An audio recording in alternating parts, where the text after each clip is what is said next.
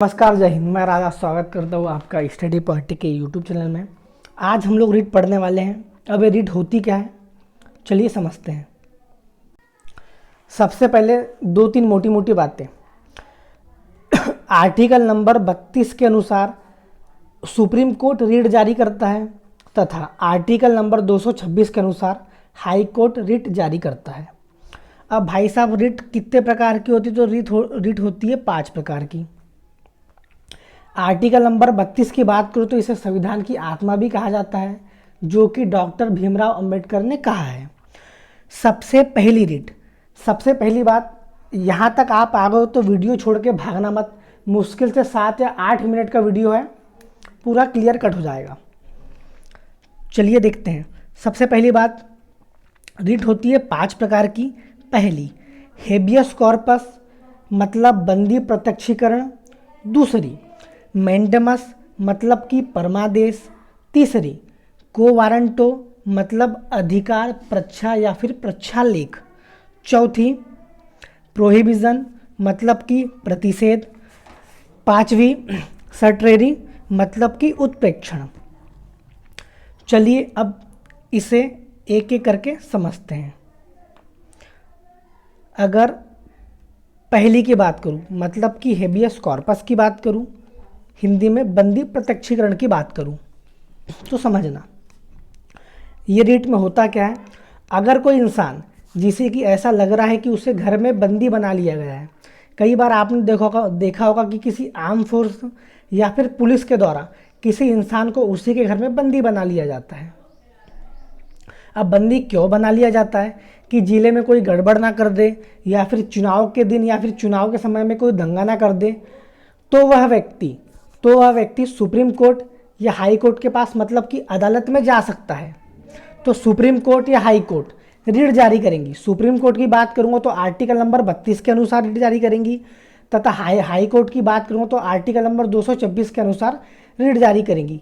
और बोलेंगी जिसने कि उस आदमी को बंदी बना लिया गया कि भाई साहब, आपने इसे किस आधार पे, मतलब कि किस बेस पे बंदी बनाया है, आप इसे 24 घंटे के अंदर यहाँ पेश करो और उसका रीज़न बताओ कि आपने इसे किस आधार पे बंदी बना लिया गया है। इतना क्लियर है? ये हो गई पहली रीट, बंदी प्रत्यक्षीकरण। एक बार फिर से बता रहा हूँ, अगर कोई इंसान जिसे ऐसा लग रहा है कि उसे घर में बंदी बना लिया गया है, कई बार ऐसा होता है कि आर्म फोर्सेस या फिर पुलिस के द्वारा किसी को बंदी बना लिया जाता है, मतलब ज़िले में कोई वो गड़बड़ ना कर दे या फिर चुनाव के समय कोई दंगा ना कर दे, तो वह व्यक्ति अदालत जा सकता है।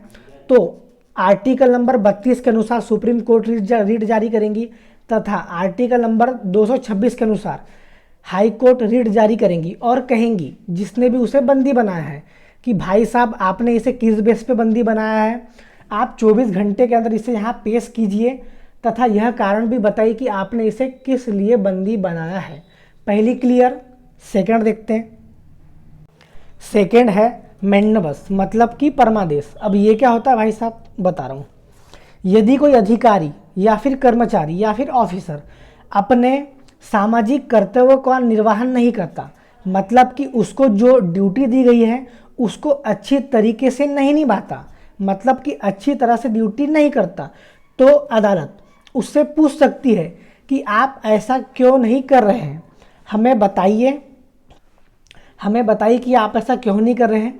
तथा अदालत उसे यह आदेश दे सकती है कि आप इसका पालन करो, नहीं तो आपके खिलाफ सख्त कार्रवाई की जाएगी।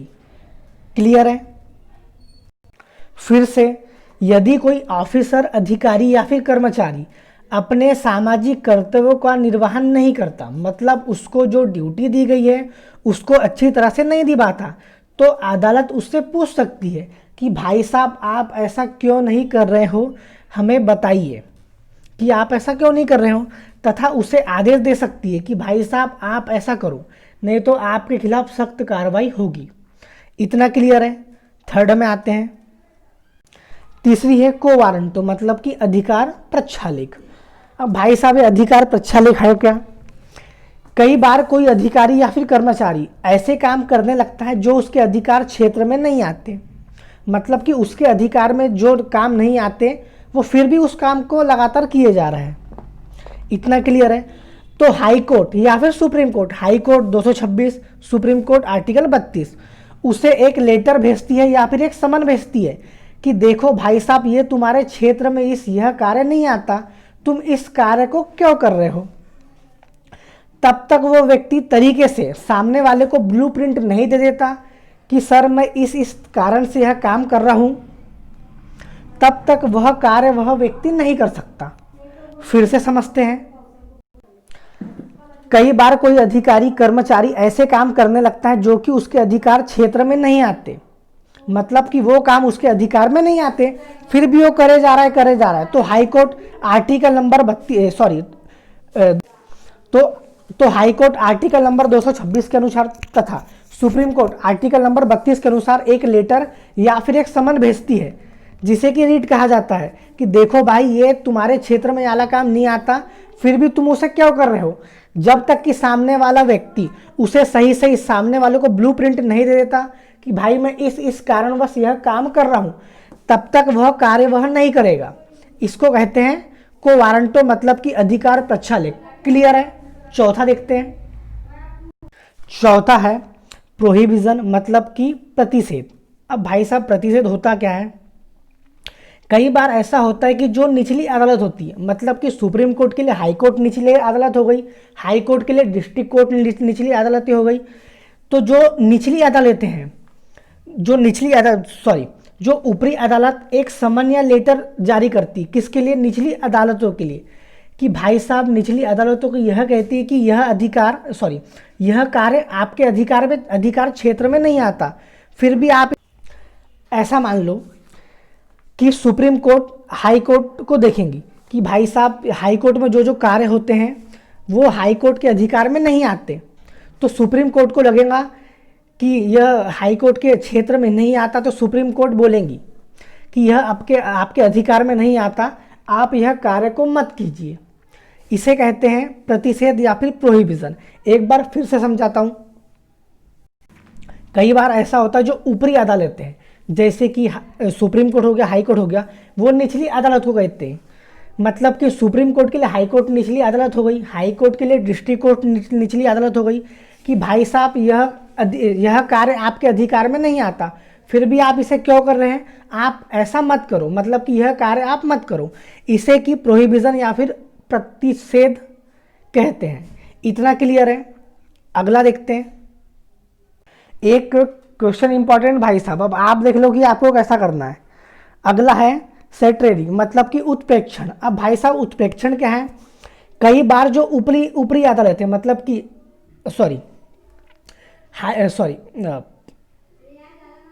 एक बार फिर से, कई बार जो ऊपरी अदालतें होती है, मतलब कि सुप्रीम कोर्ट हो गई हाई कोर्ट के लिए, हाई कोर्ट हो गई डिस्ट्रिक्ट कोर्ट के लिए, इतना समझ में आया।